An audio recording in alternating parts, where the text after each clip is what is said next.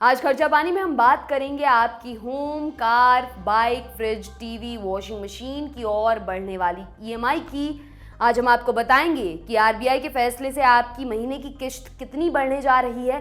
साथ ये भी जानेंगे कि ऐसा क्या हुआ जिसके चलते आरबीआई को साल में 3 बार अपने रेपो रेट को बढ़ाने का फैसला लेना पड़ा है। इसके अलावा इस बात पर भी विश्लेषण करेंगे कि आरबीआई ने महंगाई और अर्थव्यवस्था को लेकर क्या बोला है। नमस्कार, मेरा नाम दिव्यांशी है और आप देख रहे हैं खर्चा पानी। एक बार फिर आपके होम लोन और कार लोन समेत सभी तरह के कर्ज की ईएमआई का बोझ बढ़ने जा रहा है। शुक्रवार 5 अगस्त को रिजर्व बैंक ऑफ इंडिया ने रेपो रेट में 50 बेसिस पॉइंट्स यानी 0.50% की बढ़ोतरी का ऐलान किया है। आरबीआई की मौद्रिक पॉलिसी कमेटी की बैठक में यह फैसला लिया गया है। आरबीआई के इस कदम से सभी तरह के लोन महंगे हो जाएंगे। रिजर्व बैंक ने रेपो रेट को 4.90% से बढ़ाकर 5.40% कर दिया है। इससे पहले आरबीआई ने मई और जून में 2 बार रेपो रेट में 0.90% की बढ़ोतरी की थी। इस तरह से करीब 4 महीने में आरबीआई ने रेपो रेट में कुल मिलाकर 1.40% का इजाफा किया है। ताज़ा बढ़ोतरी के बाद रेपो रेट कोरोना काल के पहले के स्तर पर पहुंच गई है। इससे पहले 8 जून को हुई मौद्रिक कमेटी की बैठक में आरबीआई ने रेपो रेट में 0.50% का इजाफा किया था। कोरोना महामारी के बढ़ते संकट को देखते हुए आरबीआई ने मार्च 2020 में रेपो रेट को घटा दिया था, लेकिन 4 मई 2022 को करीब 2 साल बाद 0.40% की बढ़ोतरी की थी। आगे बढ़ने से पहले अच्छे से समझ लेते हैं कि रेपो रेट है क्या। दरअसल रेपो रेट उस दर को कहते हैं जिस दर पर आरबीआई बैंकों को कर्ज देता है। रेपो रेट बढ़ने का सीधा मतलब है कि आरबीआई से बैंकों को महंगा कर्ज मिलेगा। ऐसे में बैंक भी अपने ग्राहकों को महंगा लोन बांटेंगे। हमारे सहयोगी बिजनेस टुडे के साथ बातचीत में इंडिया सोथबी के इंटरनेशनल रियल्टी के सीईओ अमित गोयल ने बताया कि महंगाई को काबू करने के लिए आरबीआई ने रेपो दर में 50 बेसिस पॉइंट्स का इजाफा किया है। इस बात की पहले से उम्मीद थी कि आरबीआई रेपो रेट में इजाफा करेगा। रेपो दर में यह लगातार तीसरी बढ़ोतरी है। इस तरह से अब हम कोरोना काल के पहले के स्तर पर वापस आ गए हैं। फिलहाल रेपो रेट अगस्त 2019 के बाद सबसे अधिक है। उनका कहना है कि बैंक अब अपने होम लोन की ब्याज दर 8% के आसपास करेंगे। इस बारे में हमने फाइनेंस से जुड़े मामलों के जानकार शरद कोहली से बात की। आइए उनको सुनते हैं। देखिए, आज तीसरी बार आरबीआई ने रेट बढ़ाया 50 बेसिस पॉइंट। हमने देखा कि मई और जून में 50 और 40 कुल मिला के हम देखें तो ये करीब 1.4 हो जाता है। और समझने वाली बात यह है कि आरबीआई के हाथ में ये टूल होता है, एक किस्म से औजार होता है। जब जब महंगाई बढ़ती है तो महंगाई पर रोक लगाने के लिए, महंगाई को टेम करने के लिए आरबीआई इंटरेस्ट रेट बढ़ाता है। और जो लोग ये नहीं जानते कि इंटरेस्ट रेट बढ़ाने से क्या फर्क पड़ता है, तो उनकी जानकारी के लिए मैं बता दूं कि इंटरेस्ट रेट बढ़ाने से जो मार्केट में पैसा होता है वो खिंच जाता है, पैसे लिक्विडिटी कम हो जाती है, लोन महंगे हो जाते हैं। आसानी से आप उधार लेके कोई भी कुछ भी आपको खरीदना है, बहुत आसानी से नहीं खरीदेंगे क्योंकि पैसा महंगा हो जाता है। तो पैसा महंगा होने से लिक्विडिटी कम हो जाती है, जिससे ऐसा माना जाता है कि महंगाई कम होती है। पर इसमें एक बहुत जरूरी बात जो जानने वाली है, क्योंकि भारतीय अर्थव्यवस्था के संबंध में है, क्योंकि बात रेपो रेट बढ़ाने की हो रही है, तो इसका एक अर्थशास्त्री होने के नाते मैं आपको ये बड़ी कन्विक्शन के साथ बता सकता हूं कि इसका असर आंशिक होगा। ये जो टूल होता है, जो मैंने जिस औजार की बात करी, इस औजार का इस्तेमाल ज्यादातर वहां किया जाता है जहां पर इन्फ्लेशन या महंगाई या मुद्रास्फीति, जो भी आप कहते हैं उसको, वो डिमांड ड्रिवन हो। मतलब मांग इतनी हो रही है कि लोग लाइन लगा लगा के सामान बेच रहे हैं, दुकानों पे भीड़ लगी हुई है, ज्यादा पैसा कम सामान को चेस कर रहा है। उस समय ये आरबीआई का जो औजार है ज्यादा काम करता है। हमारी जो इन्फ्लेशन है, एक तो ये इन्फ्लेशन इंपोर्टेड है, पहली बात, ये मंदी बाहर से आई हुई है, विदेशी मंदी है। दूसरा, हमारी इन्फ्लेशन ज्यादा सप्लाई डिसरप्टेड इन्फ्लेशन है, इसको हम सप्लाई पुश इन्फ्लेशन कहते हैं, आप डिमांड पुल सप्लाई पुश कह लीजिए। उसमें इस औजार का, ये टूल का आंशिक असर होता है। कुछ ना कुछ तो होगा, जरूर होगा। और अगर आपने आप आज आरबीआई गवर्नर साहब की बात सुनी हो, नहीं सुनी हो, तो मैं बता देता हूं। जो ज्यादा असर ये तीसरी बार रेट बढ़ाने का होगा या पहली 2 बार रेट बढ़ाने का हुआ है, बहुत ही जरूरी, जो शायद बहुत सारे लोगों ने ये चीज मिस कर दी होगी। उन्होंने ये कहा कि अप्रैल और मई में जो मार्केट में लिक्विडिटी थी वो 6.7 लाख करोड़ थी, 6,70,000 करोड़। जो कि घट के जून और जुलाई में 3,80,000 करोड़ आ गई।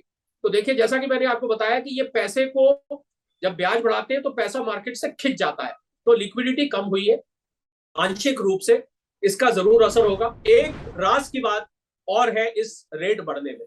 वो रास की बात क्या है कि जो कि सरफेस पे नहीं आती है, सामने नहीं आती है, कि जब फेडरल रिजर्व, अमेरिका का जो रिजर्व बैंक है उसको फेडरल रिजर्व बैंक बोलते हैं, तो वो जब रेट बढ़ाता है निरंतर, तो भारत जैसी अर्थव्यवस्था को भी साथ में रेट कई बार मजबूरन बढ़ाने पड़ते हैं। अब आप पूछेंगे कि क्यों बढ़ाने पड़ते हैं, उन्होंने बढ़ाया तो हमें बढ़ाने की क्या जरूरत है, हम तो उससे हजारों मील दूर बैठे हैं।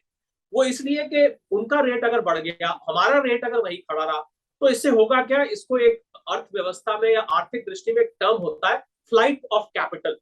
तो इससे फ्लाइट ऑफ कैपिटल शुरू हो जाता है, मतलब वहां पर उनको ब्याज ज्यादा मिलेगा, यहाँ पर ब्याज कम मिलेगा, या बीच में जो गैप है वो कम हो जाएगा, तो निवेशक यहां से पैसा निकाल के और स्पीड से वापस वापस ले जाएंगे, जिससे रुपया और कमजोर होगा, डॉलर और ज्यादा स्ट्रांग होगा। अब जानते हैं कि आपकी जेब पर कितना असर पड़ने जा रहा है। अगर आपने 50 लाख का होम लोन 20 साल के लिए ले रखा है और आपका बैंक इस होम लोन पर रेट ऑफ इंटरेस्ट 7.65% ले रहा है और आपका बैंक आधा फीसदी ब्याज दर बढ़ाकर 8.15% कर देता है, तो आपके होम लोन चुकाने की अवधि करीब 2 साल और बढ़ जाएगी। लोन के टेन्योर के अलावा आपको 10.14 लाख रुपए का अतिरिक्त ब्याज भी चुकाना होगा।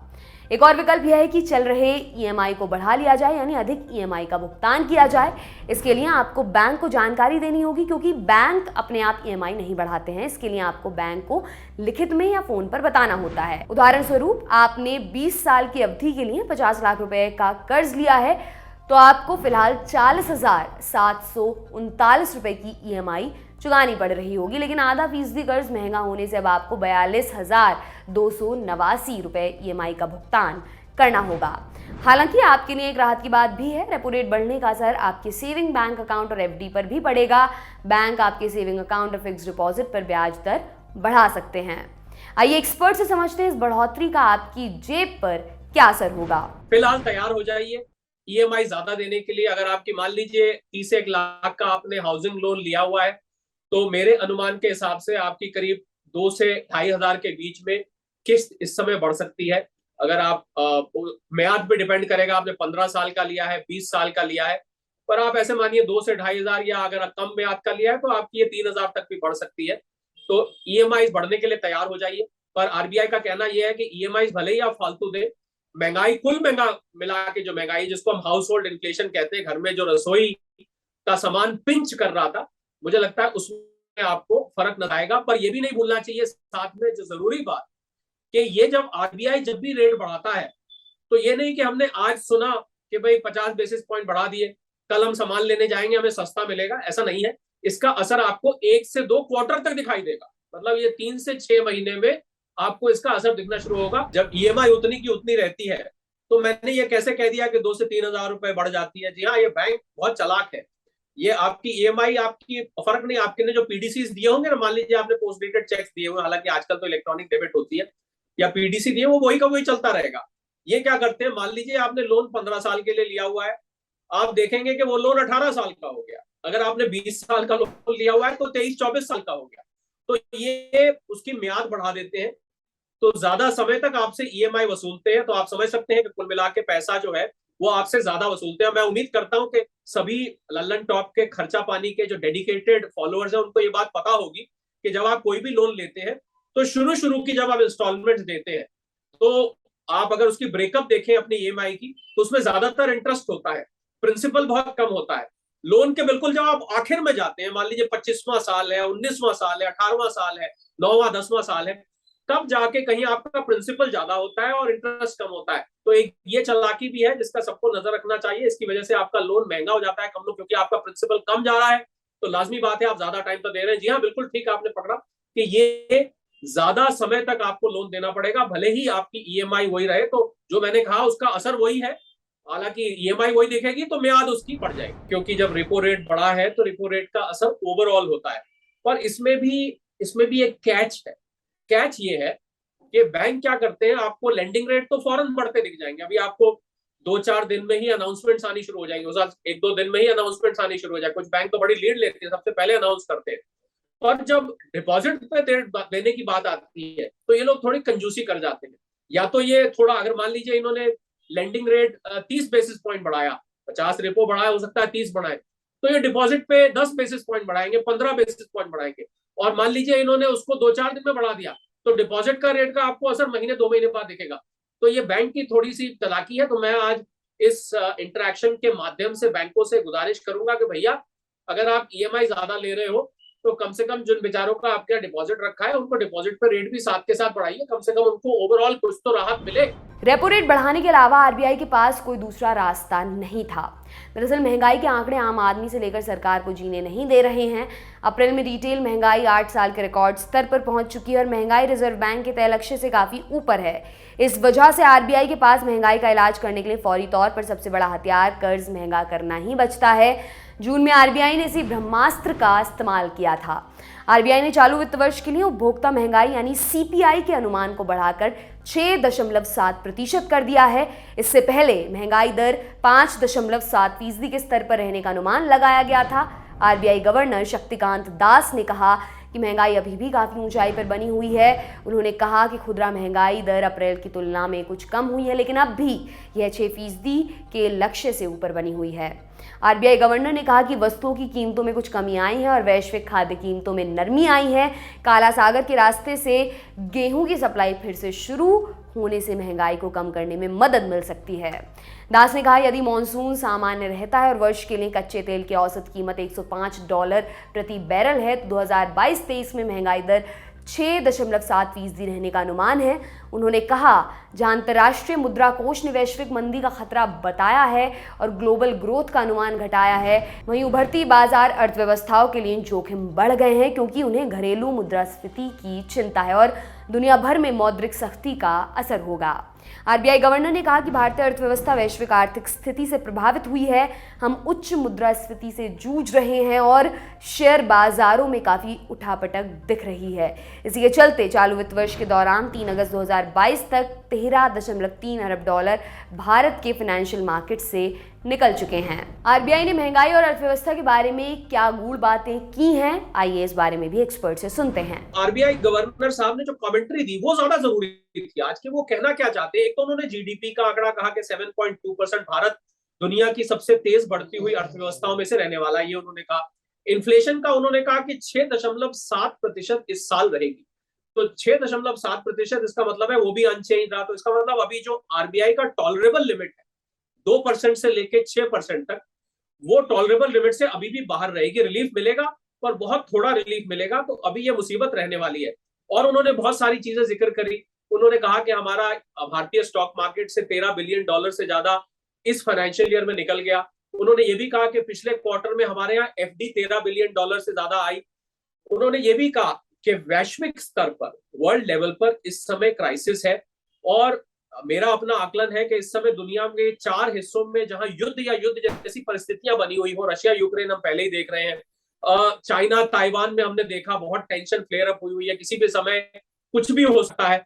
इसके अलावा आर्मीनिया ने अजरबैजान पे कल अटैक किया, आपने देखा होगा। वेस्ट एशिया में टेंशन तो निरंतर चलती रहती है, पैलेस्टाइन इजराइल के लिए या उस पूरे सीरिया के उस पूरे इलाके के लिए। तो जब दुनिया के 4 हिस्सों में युद्ध चल रहा हो तो मुझे लगता है कोई भी भविष्यवाणी करना बहुत सटीक नहीं होगा। वो भविष्यवाणी गलत बिल्कुल। हालांकि आरबीआई जब मॉनेटरी पॉलिसी अनाउंस करता है तो कुछ ना कुछ अनाउंसमेंट तो वो करेगा और कुछ ना कुछ प्रोजेक्शन रखेगा, पर ऐसे हालात में मुझे लगता है किसी भी प्रोजेक्शन पर हम पूरी तरह से भरोसा नहीं कर सकते। सिचुएशन बहुत डायनेमिक है, निरंतर बदल रही है। और हालांकि उन्होंने भारतीय अर्थव्यवस्था की स्ट्रेंथ भी गिनवाई। उन्होंने कहा मॉनसून अच्छा आया है, हमारी पीएमआई इंडेक्स बहुत अच्छी आई है, हमारे एक्सपोर्ट्स बहुत अच्छे हैं। हालांकि मैं साथ में जोड़ना चाहूंगा, हमारा ट्रेड डेफिसिट बढ़ रहा है, इंपोर्ट भी बड़ी रफ्तार से बढ़ रहे हैं, जिसके लिए महंगाई जिम्मेवार है। हमारी मैन्युफैक्चरिंग कैपेसिटी बहुत अच्छी हुई है, रूरल डिमांड मिक्स रही है पर फिर भी अच्छी है। बहुत सारे उन्होंने पॉजिटिव्स गिनवाए। पर मेरा आकलन यह है कि आने वाला समय पूरे विश्व के लिए बहुत कठिन है। और ये 2 फैक्टर्स, एक तरफ जीडीपी, एक तरफ इन्फ्लेशन। और मैं खाली अगर चाइना ताइवान का जिक्र करूं यहाँ पर, तो मुझे लगता है रशिया यूक्रेन उसके सामने केवल एक ट्रेलर था, क्योंकि दुनिया का 1/3 ट्रेड साउथ चाइना सी से होता है। मतलब जहां पर अटैक का डर है, जहां पर सारी टेंशन बनी हुई है, वहां से सारी शिप्स गुजरती हैं। आप समझ सकते हैं कि अगर वहां पर फुल फ्लेज युद्ध छिड़ जाता है तो कितनी बड़ी सप्लाई डिसरप्शन होगी। रशिया यूक्रेन खाली अनाज और एडिबल ऑयल और फर्टिलाइजर भेजता था तो वहां से इतनी बड़ी हुई। ये साहब बिना तो दुनिया की फैक्ट्री है और ताइवान का वो जो पूरा का पूरा पोर्ट है, वहां से बहुत बड़ी मुसीबत दुनिया के लिए खड़ी हो सकती है। आरबीआई गवर्नर साहब ने दो चीजों पर और इशारा किया अपनी कमेंट्री में। एक उन्होंने रुपए का बताया, क्योंकि बार बार रुपए को कुछ नेताओं की उम्र के साथ जोड़ा जा रहा है कि वो इतने साल के हो गए तो रुपया भी इतने साल का हो गया। और उन्होंने एक जो अच्छी बात कही जिससे मैं सहमत हूं, क्योंकि जो लोग अर्थशास्त्र समझते हैं, जो पूरी इकोनॉमी को समझते हैं, वो इसको बेहतर तरीके से रिलेट कर पाएंगे कि रुपया कमजोर नहीं हुआ है, डॉलर मजबूत हुआ है। अब आप ये कह सकते हैं साहब ये तो कान इधर से नहीं पकड़े इधर से पकड़ लिए, बात तो एक ही है, रुपया कमजोर हो या डॉलर। इसका अर्थ यह है कि जिन कारणों से रुपया कमजोर हुआ है उसमें रुपए की कमजोरी नहीं, डॉलर के मजबूत होने के कारण है। उन्होंने कहा कि हमारे 572 बिलियन डॉलर के फॉरेक्स रिजर्व दुनिया में चौथे नंबर पर सबसे बड़े फॉरेन एक्सचेंज रिजर्व है इस समय। आप समझ सकते हैं श्रीलंका डूबा क्यों? फॉरेन एक्सचेंज रिजर्व थे।